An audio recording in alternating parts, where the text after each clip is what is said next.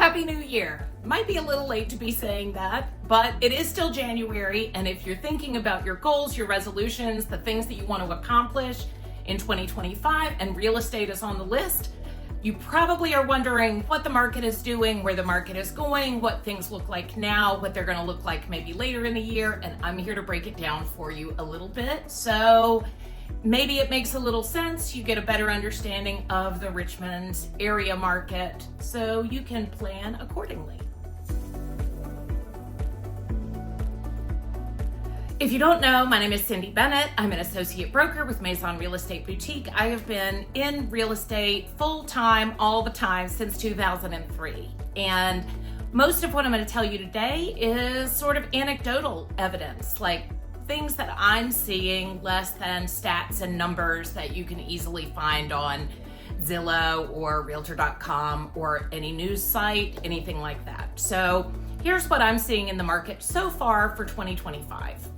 First off, going back to those data points, Realtor.com and Zillow both have named Richmond and the Richmond area as fastest growing, most competitive markets coming up for 2025. So that may not sound like great news for you if you're thinking of buying. Probably sounds like pretty great news if you're thinking of selling.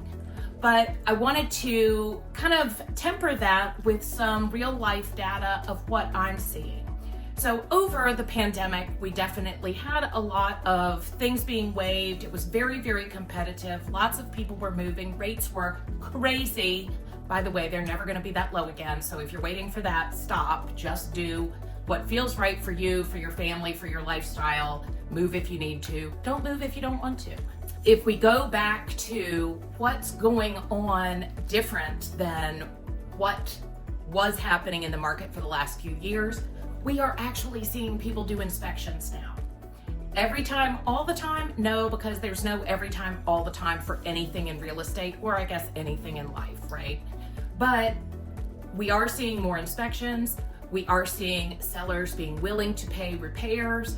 This is especially important to me for my first-time buyers, the first-time clients that are out there that don't have a ton of cash, that are not prepared to buy a home that needs $25,000 of repairs that they can't manage.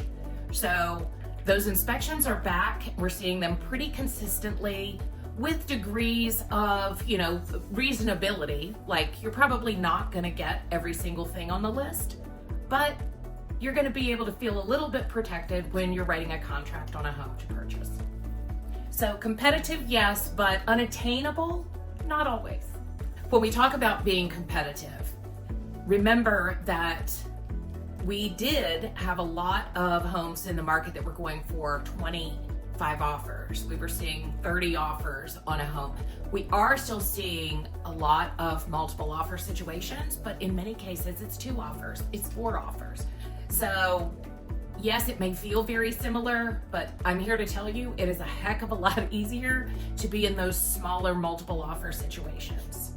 And like I always say, on any given day, you can be the highest offer. It just depends on who else loves the house, who else is in town to see the house, how much do they want it, how much money do they have, how is their financing, all of those factors that go into writing a contract, yours can be the one at the top. So if you're hearing these competition buzzwords in the news, in the media about the market, don't get discouraged. Just be a little open-minded and willing to see things that maybe don't check every single box on your list, because often you can bring that value to the home and it helps you build your equity as well.